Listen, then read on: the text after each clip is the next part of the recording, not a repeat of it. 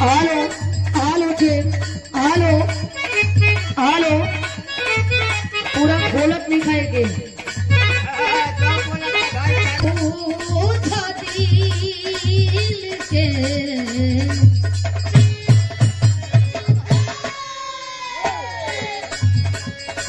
का बाटे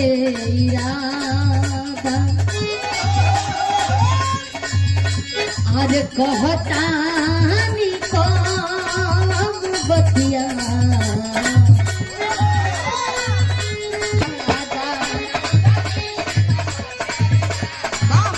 हेलो काय भगत बड़का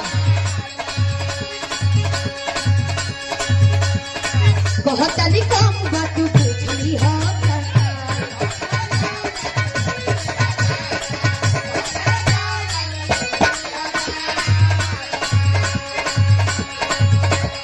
कन्या पूछो तीर के बाटे इरादा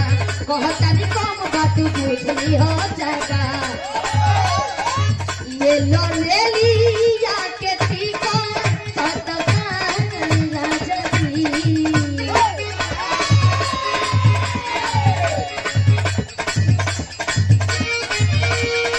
काहे तो रहे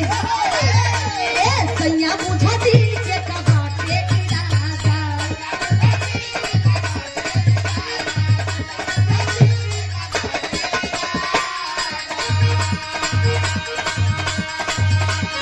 कहतानी कम बात पूछली हो चाचा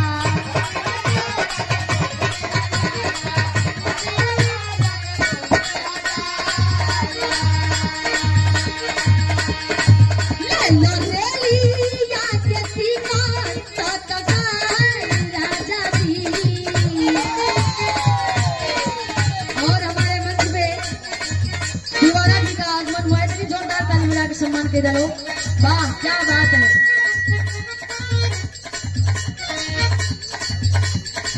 ले लो ले लिया के टीका सतकान राजा जी ले लो ले लिया के टीका सतकान राजा जी वही गुलाब जामुन बड़ी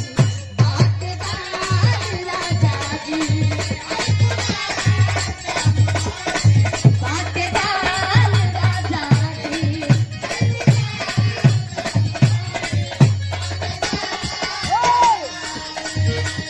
कन्या पूछो दिल के बाटे इरादा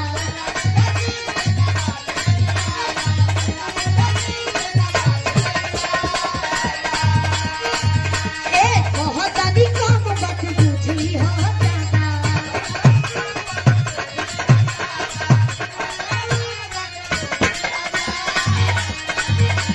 ले लो रे लिया के टिकट सतकान राजा जी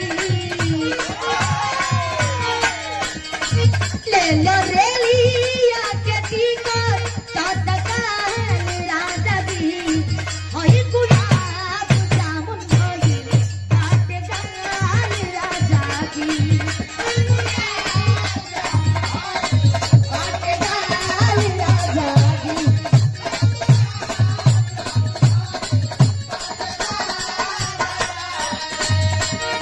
बहुत दिया कि देखा ना मिला था टिकट तो तत्काल निकाल लो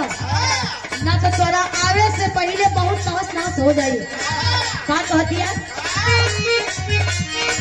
कल सता सोरा हो सिंहारिया बोलो ए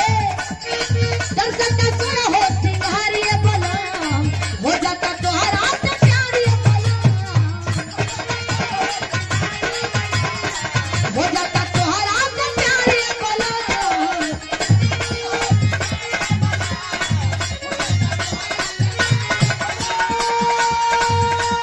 ए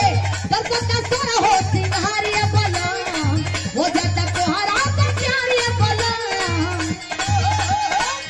जब से घरवा में छोड़ के गइल बड़ा हो भूल भूलरी के हमारा ला भइल बड़ा हो भूल भूलरी के हमारा ला भइल बड़ा हो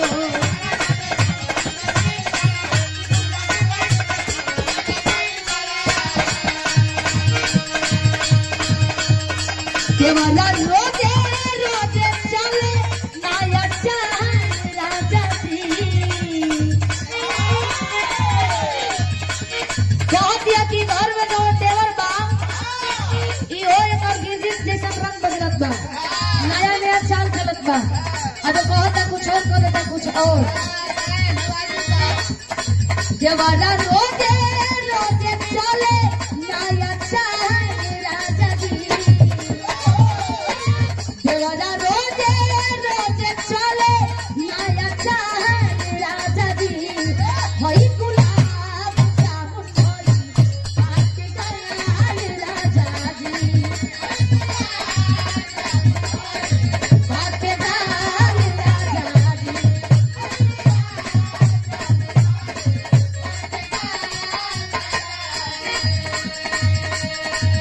नाही ना चबुका